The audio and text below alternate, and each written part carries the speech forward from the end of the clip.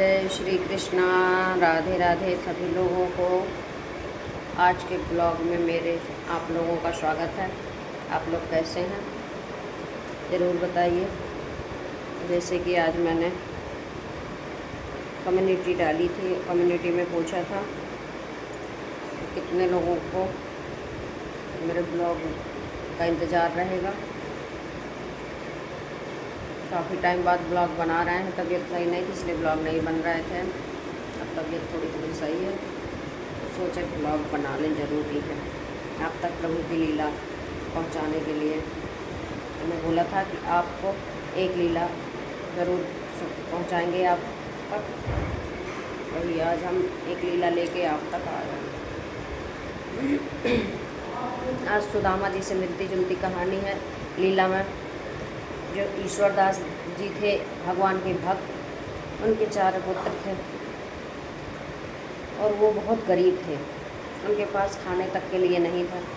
बच्चे बहुत ज़्यादा रो रहे थे। एक दिन रात हो गई थी, रोते रोते उन्होंने ईश्वरदास जी ने अपनी पत्नी से पूछा कि बच्चे क्यों रो रहे हैं। तो उन्होंने बताया कि जब भोजन नहीं है घर में, बच्चे भूखे हैं तो रोएंगे है।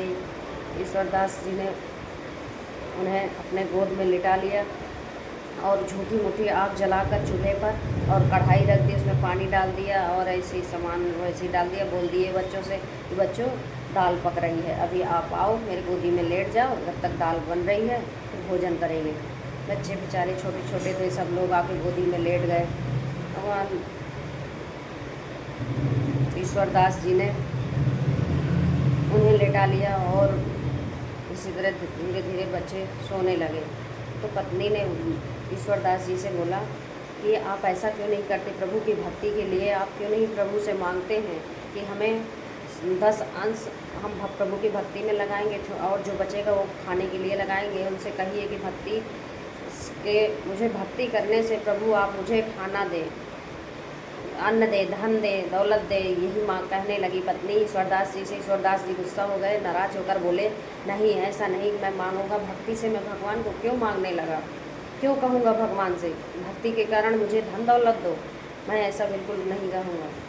अब इस देखा भगवान ने, जब बच्चे धीरे धीरे सो गए, बेचारे भूखे थे, तड़पते तड़पते सो गए, तो भगवान को देखा नहीं गया। ये लीलाएँ देखा भगवान ने, तो भगवान साक्षात नारायण भगवान प्रकट हो गए। श्रीमन नारायण जी हमारे ठाकुर जी महाराज प्रकट हो गए 4 भुजाओं वाले और बोलने लगे ईश्वरदास जी से कि मांगो, क्या मांगना चाहते हो। तो ईश्वरदास जी ने कहा मुझे कुछ नहीं चाहिए प्रभु, मैं सिर्फ इतना चाहता हूँ कि जो मेरी मांगने की शक्ति है, इच्छा है, वो सब की मर जाए और मेरे बच्चों की, पत्नी की, हम कोई कुछ भी ना आपसे मांगे, सिर्फ आपकी भक्ति में लगे रहें।